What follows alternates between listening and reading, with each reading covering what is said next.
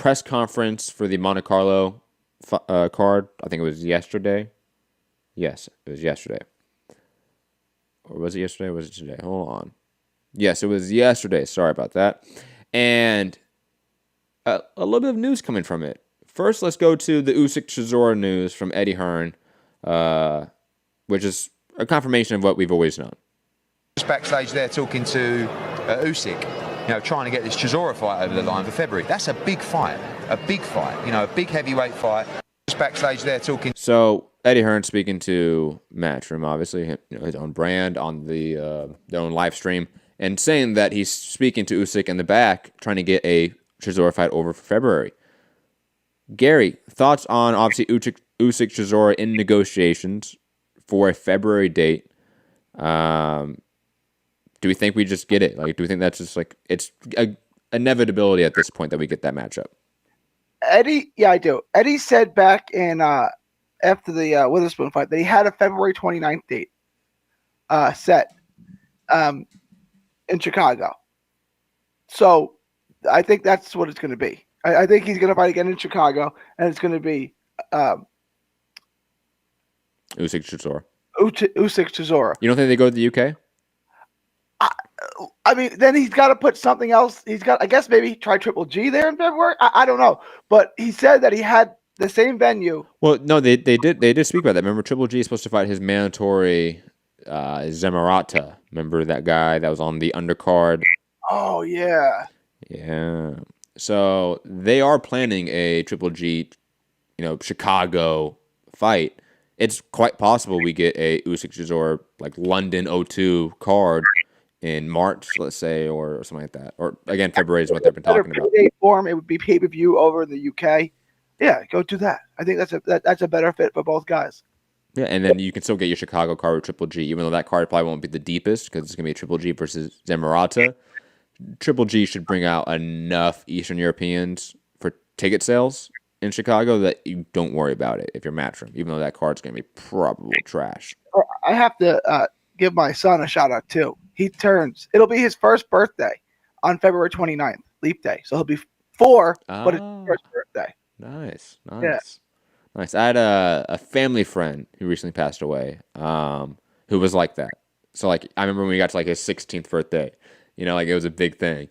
It was Sweet 16, but the guy is, 40-something, like, however old he was, right? 50 or whatever, however old he was. Shit was hilarious.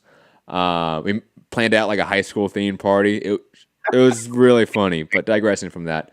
Also, from this press conference, Cecilia Brækhus was interviewed, and she had an interesting name to drop in terms of who she wants to fight next.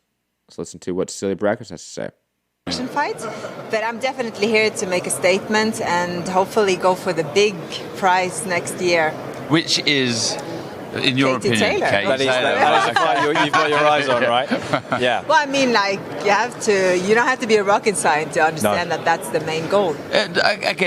I'm not too surprised. Obviously, she's fighting on Matchroom card in a way, on the Monaco card. She's European. A Katie Taylor fight makes a lot more sense demographically to have that fight. Do you think it, because when I heard this, I initially thought, what about Claressa Shields? Would that make her more money? And so I was wondering, Gary, do you think Katie Taylor makes Cecilia Brækhus more money than any other fight in women's boxing right now?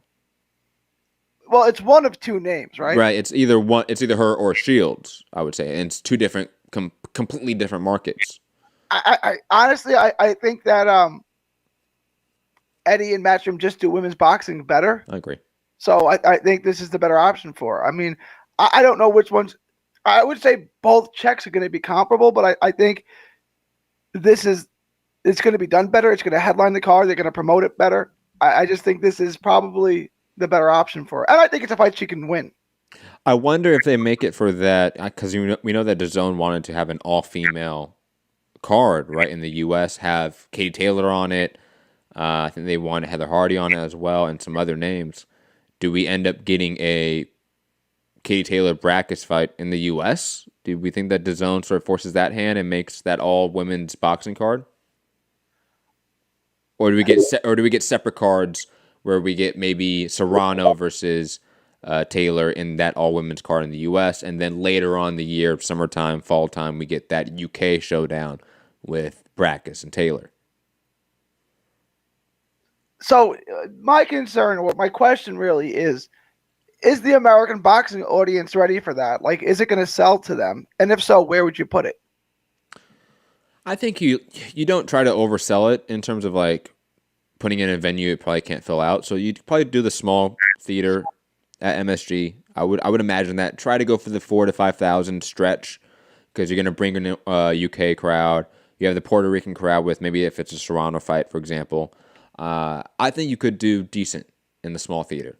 Absolutely. And if, let's say, you filled out with, let's say, good like local talent, maybe a Heather Hardy as well, and let's say a co-main event, it obviously is going to sell tickets. It just If you is. put Serrano and Heather Hardy in it, I think you'll draw the New York base. Katie Taylor will bring people over from Ireland and the UK. I think that's probably your best bet. I would do that. I think, and I know it's the small building, but it's still Madison Square Garden, right? So it's still the Mecca of boxing. It's still New York City. I'd do that. That's probably the right place to put it. That means Eddie will put it in Mulvane, Kansas. Miami. God. Don't get me started on that.